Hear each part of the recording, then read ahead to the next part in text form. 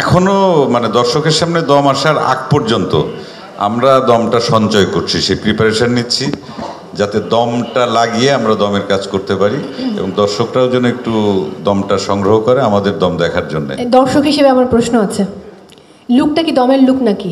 কোনটা আমার? হ্যাঁ এখন এখন মাথা খারাপ, সেটা তো আমি জানি। আমি আজকের এই মহরতের জন্য একটু গেট আপ নিয়ে আসছি। ও আচ্ছা, এটা কনফিউজ করার জন্য সবাইকে।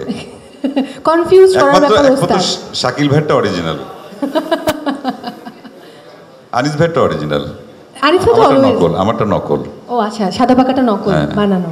হুম। তো দম নিয়ে আরো কিছু বলুন না, আপনারা যে শুটিং শুরু করতে যাচ্ছেন, দর্শকের তো অনেক আগ্রহ। দর্শক দেখার জন্য আগ্রহ নিয়ে বসে আছেন, মানে বসে আছেন অপেক্ষা করছেন।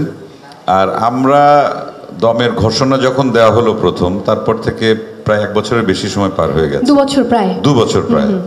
এবং এই 2 বছর আমিও ওয়েট করছিলাম যে কবে দমটা শুরু হবে।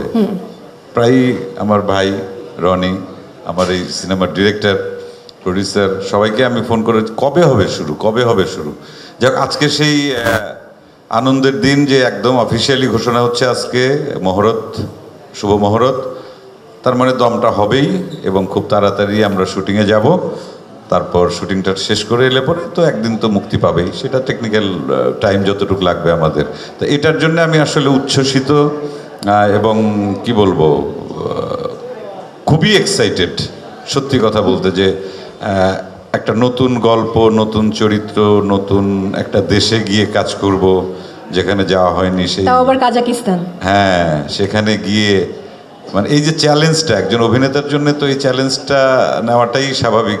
আমরা সেটা নিতে চাই এবং সেই চ্যালেঞ্জ থেকে হয়তো নতুন কিছু বের হবে, যাতে আমাদের বাংলাদেশের সিনেমাতে একটা কিছু প্লাস হবে, দর্শক নতুন একটা কিছু দেখতে পাবেন।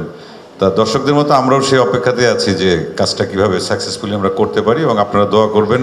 সাংবাদিক ভাই বোন যারা এখানে আছেন, অনেক অনেক ক্যামেরা, শত শত ক্যামেরা, যাই হোক, আপনারা সারা দেশের মানুষকে জানিয়ে দিন যে আমরা দম টিম, আমাদের দম নেওয়া মোটামুটি কমপ্লিট।